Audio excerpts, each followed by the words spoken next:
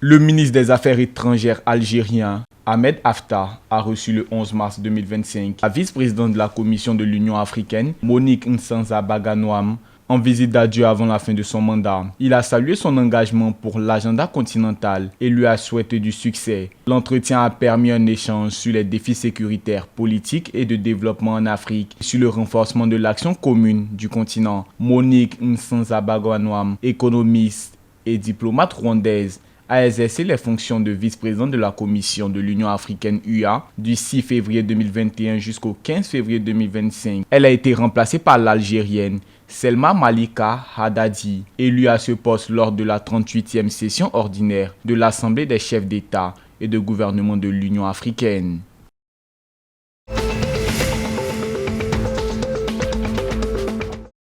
L'Égypte a annoncé le 10 mars 2025 le remorquage réussi du pétrolier grec Sounion, incendié en août 2024 par une attaque houthiste au large du Yémen, transportant 150 000 tonnes de pétrole brut. Il avait été mis en sécurité grâce à l'intervention de la mission navale européenne Aspide. Son transfert à Suez a permis d'éviter une catastrophe écologique majeure. Le navire, désormais en route vers la Grèce, avait vu sa cargaison transférée temporairement dès novembre pour limiter les risques de marée noire. Les experts avaient averti qu'un naufrage aurait pu provoquer une pollution 4 fois plus supérieure à celle d'Exxon Valdez en 1989. Les Houthis qui ciblent des navires liés à Israël, aux États-Unis ou au Royaume-Uni avaient revendiqué l'attaque en soutien aux Palestiniens de Gaza.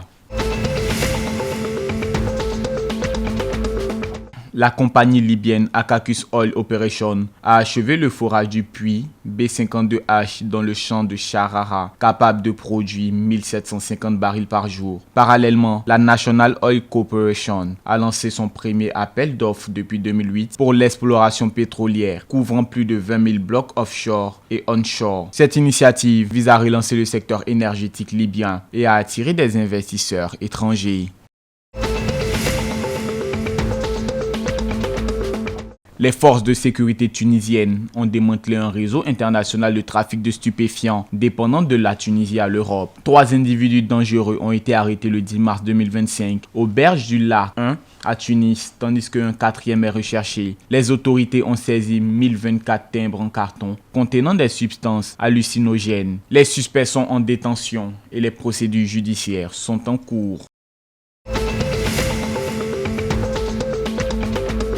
Le Maroc conserve son statut de meilleure nation africaine dans le dernier classement FIFA, publié après les premières journées des éliminatoires de la Coupe d'Afrique des Nations 2025. Les Lions de l'Atlas maintiennent leur 14e place mondiale, confirmant leur régularité au plus haut niveau. Derrière eux, le Sénégal, 2e sur le continent, recule au 21e rang mondial, tandis que l'Égypte, 31e, et la Côte d'Ivoire, 33e, progressent de 5 places chacune. Ces évolutions illustrent la forte concurrence au sein du football africain, où les écarts se resserrent entre les meilleures sélections.